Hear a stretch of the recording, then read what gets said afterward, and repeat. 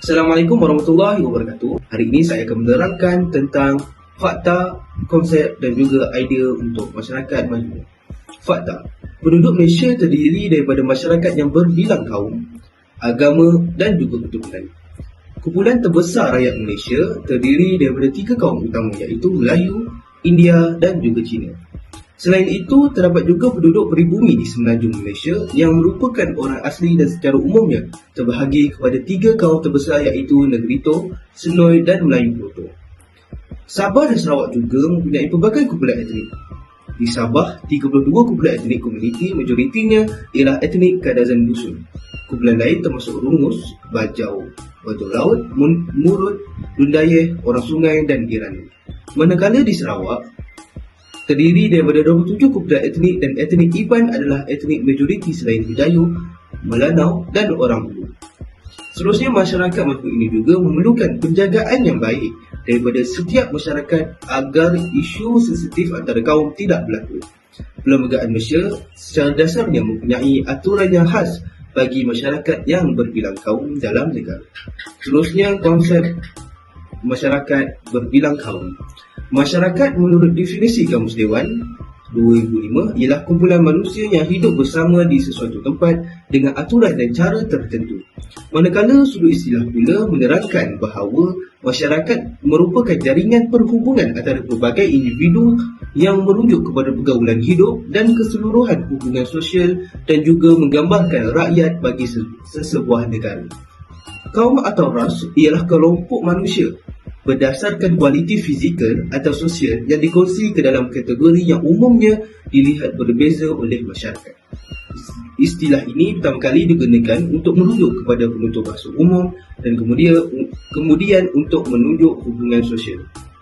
Seterusnya, di bahagian idea, isu masyarakat berbilang kaum ini sering terjadi dalam negara kita kerana Malaysia adalah sebuah negara yang rakyatnya mempunyai berbagai jenis kaum. Antara faktor utama berlakunya isu ini adalah kefahaman yang berbeza mengenai agama, budaya dan kaum masing-masing. Kepelbagaian itu sebenarnya satu keunikan yang sepatutnya diraih dan menjadi kebanggaan rakyat Malaysia, akan tetapi di sebaliknya yang benar. Sikap dan nilai dalam diri setiap individu itu kurang dibentuk ke arah yang positif dan hal itu juga antara perkara utamanya yang mengakibatkan isu ini sering berlaku. Slide yang seterusnya adalah nilai masyarakat majmuk. Terdapat pelbagai nilai yang boleh diamalkan oleh masyarakat Malaysia seperti bersatu padu. Seluruh rakyat Malaysia, khususnya generasi muda, perlulah mengamalkan semangat bersatu padu. Terdapat pelbagai langkah bagi mengukuhkan semangat bersatu padu dalam kalangan masyarakat seperti mengadakan rumah terbuka bagi mengelakkan pergolakan antara kaum. Sekiranya kaum di Malaysia dapat bersatu padu antara satu sama lain tanpa prejudis, maka masyarakat yang harmoni dapat dilahirkan. Seterusnya, nilai bertolak ansur. Sifat bertolak ansur perlulah diamalkan oleh rakyat Malaysia bagi mengelakkan perselisihan faham. Sebagai contoh, rakyat yang hidup berjiran perlulah bertolak ansur antara satu sama lain, tidak mengira bangsa atau agama. Nilai bertolak ansur juga penting dalam kehidupan kerana ia melatih diri kita agar lebih bersabar. Akhir sekali, nilai hormat menghormati. Sifat hormat menghormati amalan penting bagi mengelakkan perkara yang tidak diingini daripada berlaku. Masyarakat majmuk dilarang mempersenda agama lain serta mengkritik bahasa dan cara hidup mereka. Nilai hormat menghormati dalam masyarakat dapat dilihat dalam komuniti, tempat kerja serta ruang awam. Seterusnya ialah teori ataupun hukum bagi masyarakat majmuk. Yang pertama ialah teori kemoralan sosial. Teori ini ialah teori yang memberi makna kepada tindakan yang mesti wujud bagi menjamin kewujudan manusia yang aman dan harmoni. Teori ini berkait rapat dengan peraturan masyarakat berbilang kaum dan etnik. Contohnya, peraturan sosial yang diamalkan oleh masyarakat menekankan konsep atau nilai murni iaitu berdikari, hormat menghormati, kasih sayang, mementingkan kebersihan dan tolong-menolong. Semua nilai ataupun peraturan ini mesti diterima oleh semua untuk membendung perbuatan seperti mencuri, tamak, rasuah, kezaliman dan sebagainya. Oleh itu, jika seseorang individu melanggar peraturan sosial yang ditetapkan, mereka harus dihukum untuk melindungi kesejahteraan masyarakat. Baiklah, teori seterusnya ialah teori kepribadian mulia. Konsep teori ini berkaitan dengan kepribadian, sifat, perangai dan ciri-ciri akhlak mulia. Kepribadian mulia ini boleh dimiliki dan diperolehi oleh seseorang individu melalui latihan dan amalan sehingga menjadi kebiasaan. Contohnya, jujur dalam tindakan atau secara umumnya menghormati harta benda orang lain, iaitu kita tidak boleh mencuri atau merosakkan harta benda awam seperti telefon awam, tempat rehat awam, tandas awam dan banyak lagi. Ianya boleh mendatangkan kesusahan kepada masyarakat umum. Terakhir sekali ialah teori deontologikal. Teori deontologikal ialah teori pendekatan moral yang memfokuskan kepada kebenaran atau kesilapan tindakan itu sendiri, bukannya kebenaran atau kesilapan yang disebabkan oleh tindakan atau watak dan tabiat seseorang. Jadi, bagi pakar deontologi, sesuatu keadaan itu baik atau buruk bergantung kepada sama ada tindakan yang membawa kepadanya adalah betul atau salah. Contohnya, mempertimbangkan hak untuk mengundi. Dalam erti kata demokrasi, mengundi dianggap sebagai hak.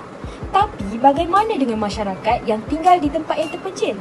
Mereka memerlukan wang untuk menubuhkan pusat mengundi, dan jika kita fikirkan, boleh dikatakan undian mereka mungkin tidak dikira kerana tiada kerajaan dipilih kerana segelintir orang dalam komuniti kecil memilih mereka. Jadi, mengapa mereka harus memilih? Adalah lebih masuk akal dengan memberitahu mereka, anda tidak perlu mengundi jika anda tidak mahu, dan habiskan masa dan wang untuk sesuatu yang lebih berguna. Tetapi, mereka yang mematuhi etika deontologi tidak akan berkata begitu, malah sebaliknya.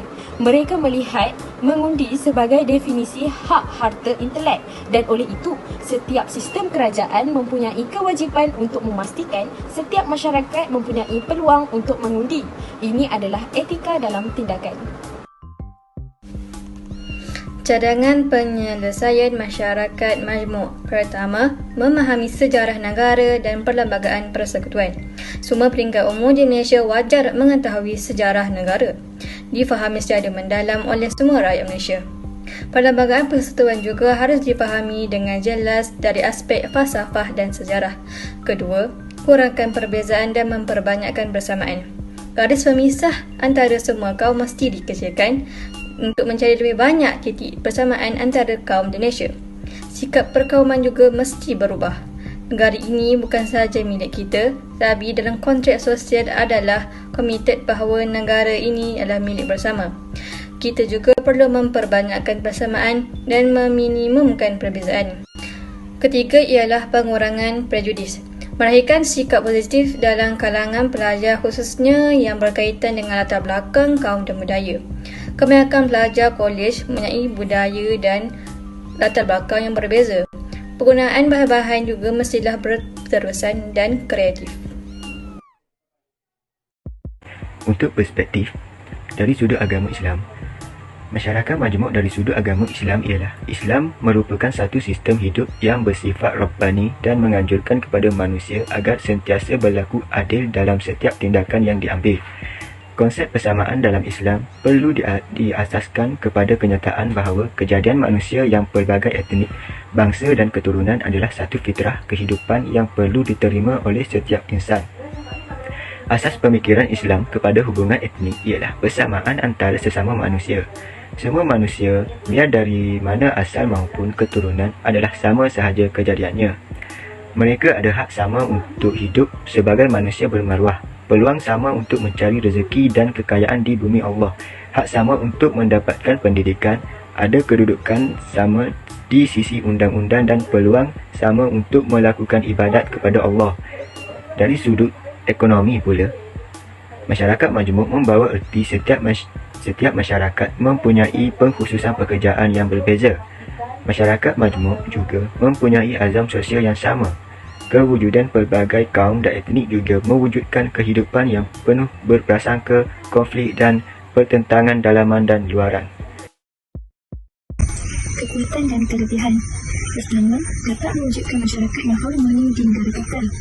Hak dan kebebasan warga negara terjamin kerana warga negara Malaysia mempunyai hak masing-masing untuk mendapat perlindungan yang setaraf dari pihak berkuasa seperti polis dan tentera.